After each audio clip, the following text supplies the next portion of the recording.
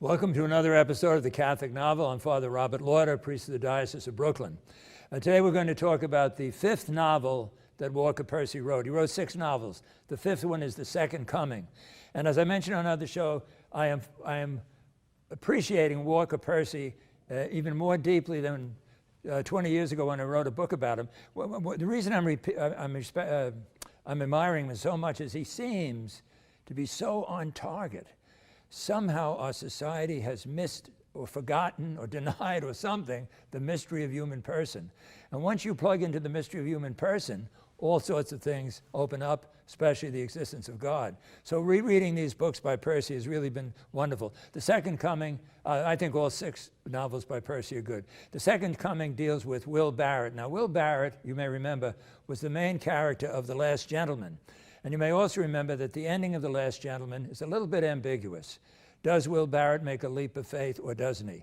My interpretation, when I read it and when I gave a lecture on it, would be, oh yes, he did make a leap of faith. But as we pick him up now in this novel, 20 years later, he's still adrift. He's still trying to find himself. He's still stuck in what Percy liked to call the malaise. By the malaise, he means, nothing matters, nothing's important, nothing's significant. Or most important, you've lost the sense of self, okay? So Will Barrett, at the beginning of this novel, decides he's going to try to find out if there is a God. So he's going to test God. He's going to go into a cave, take almost nothing with him. I think he takes a flashlight and some tranquilizers, and wait for some sign from God that there is a God. And of course, when he's in there, and he's in the cave, he gets a toothache. And in trying to leave the cave, he slips and falls and lands right in what you and I would call a hothouse of the character named Allie, whom in the novel he eventually falls in love with. Now, is that providential that he gets the toothache and falls? I think it is. I think he got his answer from God. Okay. Now, just a reminder now, for Percy, Kierkegaard and Gabriel Marcel, who is my favorite philosopher except for Thomas Aquinas, Kierkegaard and Marcel are the 2 existentialists who had the greatest influence on Walker Percy. Every Percy novel relies on Kierkegaard's, what he calls 3 stages.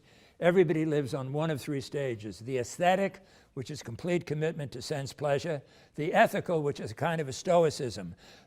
Be right, do the right thing, keep your commitments, be loyal to your duties, but no sense of the transcendent, no sense of God at all. And the religious, which involves a leap of faith, okay? So every novel is dealing with that. You don't have to know that to enjoy the novels, but if you know it, I think it adds to it, okay? So at the beginning of the novel, Will Barrett, why is the novel called Second Coming? Because it's the second novel in which Will Barrett is the main character, and of course it mainly refers to the second coming of Christ, okay? So once you make this religious leap of faith, what do? You bear witness to it. You try to live in such a way that your life would make no sense at all if there was no God. Now, when I teach this at St. John's University, I have to kind of work overtime because I don't think, I could be wrong about this, I don't think college students get a sense of what an important thing bearing witness is. Every convert I have ever met in my life has been converted because of the witness of some Catholic. This is what we're like, and I think probably any Catholic who I ever met who left the church left because of some sin that some Catholic committed, okay? So bearing witness is a big thing, especially if you emphasize freedom. If people are free, I can't make them converts.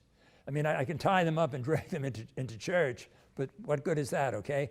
So you try to challenge their freedom, inspire them, encourage them, provoke them, okay? Let me take an example I use in class. Suppose I'm talking to a class of St. John's students, and I refer to Kierkegaard, I refer to bearing witness, and they say, look, we got to make some converts.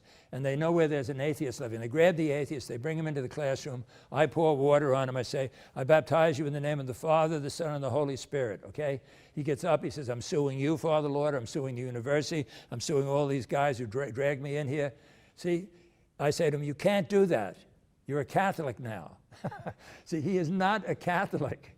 He is just a very wet atheist, okay? I can drown him, but you can't make somebody a Christian. It can't be done. All right. So Once you are on a search, you're looking for signs. Remember this is in the moviegoer too. Bing Spaulding is looking for some signs. So there's two passages I want to read to you. One, Will Barrett is talking about Christians. Are they a sign to him? And then the other one, he's talking about unbelievers. Are they a sign to him, okay? I think both of these are very good. I particularly like the second one. I'll tell you why in a couple of minutes. So this is Will Barrett talking, okay? I am surrounded by Christians. They are, generally speaking, a pleasant and agreeable lot, not noticeably different from other people, even though they, the Christians of the South, the USA, the Western world, have killed off more people in recent centuries than all the other people put together. Yet I cannot be sure they don't have the truth. But if they have the truth, why is the case they are repellent precisely to the degree that they embrace and advertise the truth? One might even become a Christian if there were few, if any, Christians around, okay? So he's satirizing the fact that, unfortunately, many of us as Christians seem as mediocre as people who don't believe. We doesn't seem to be any difference. Now he talks about the unbelievers. He says, the present-day unbeliever is crazy because he finds himself born into a world of endless wonders, having no notion of how he got here, a world in which he eats, sleeps, works, grows old, gets sick, and dies, and is quite content to have it so. Not once in his entire life does it cross his mind to say to himself that this situation is preposterous, that an explanation is due him, and to demand such an explanation, and so refuse to play out another act of the farce until an explanation is forthcoming. No, he takes his comfort and ease, plays along with the game, watches TV, drinks his drink, laughs, curses politicians, and now and again, to relieve the boredom and the farce of which he is dimly aware, goes off to war to shoot other people. For all the world as if his prostate were not growing cancerous, his arteries turning to chalk, his brain cells dying off by the millions, as if the worms were not going to have him in no time at all. On the contrary, the more intelligent he is, the crazier he is. He becomes a professor and forms an interdisciplinary group. He reads Dante for its mythic structure. He joins the ACLU and concerns himself with the freedom to inquire just how in God's name he should find himself in such a ludicrous situation as being born in Brooklyn, living in Manhattan, and being buried in Queens. He is as insane as any French intellectual. I think that is great writing, and I must tell you, it speaks to my experience completely. I am bothered by people who can't believe in God and can't believe in life beyond the grave, but I'm much more bothered by people who don't think whether there is a God or isn't a God is an important question. I'm much more bothered by people who think that whether there is a life beyond the grave or isn't a life beyond the grave is not an important question. That's amazing to me. Whether there is a God or isn't, everything changes depending on what your position is. Whether there is a life beyond the grave, everything changes, okay? And apparently there are many people who can live today without thinking about these things, without being concerned about these things, without trying to make some kind of decision. Now, I don't get any sense of an emphasis on community in Kierkegaard. And Kierkegaard was engaged to Regina Olsen, and he acted in such a way that eventually the engagement broke off. And he claimed that he did this for religious reasons, that Regina was going to be an obstacle to his apostolate for Christ. Walker Percy, in his novels, if the main character is redeemed, it's through a woman. The main character is always a man. It's through a woman. And in this one, he seems to have described the relationship between Will Barrett and Allie much better than he did in any other novel. So almost 100 years after Kierkegaard, Martin Buber, the personalist, wrote an essay saying, "Letter to a Single One." And what he said was, Kierkegaard misunderstood religion. Regina need not be an obstacle to God. She could have been the way to God. And that's what Percy weaves into this novel. He also weaves in a bit of a Catholic dimension. Let me explain that to you. So near the end of the novel, Will Barrett goes to see a priest, but he's an Episcopal priest. And he's a very saintly man. He seems a little bit spacey, okay?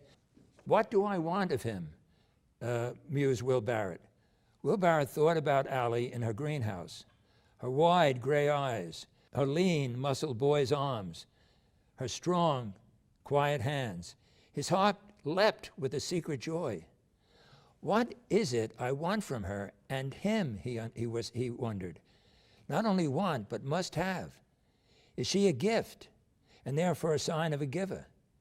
Could it be that the Lord is here, masquerading behind this silly holy face? He means the priest, the Episcopal priest. Am I crazy to want both, her, Allie, and him, capital H, God? No, not want, must have, and will have. And I think with that ending to his novel, Percy has wed Buber and Kierkegaard, that he's embraced Buber's position that the person we love need not get in the way of God, but actually can be the way to God.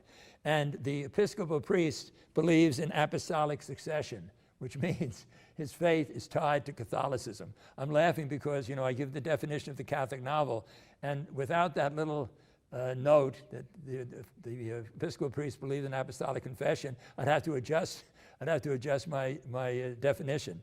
So I think it's real. I appreciate this novel so much more than I did when I read it, whatever that was, 20, 30 years ago.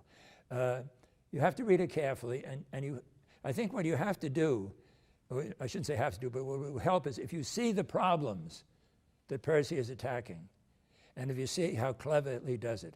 It's all art. It's not proselytizing, it's art, but it's incisive, it's intuitive, it's insightful. I think it's terrific.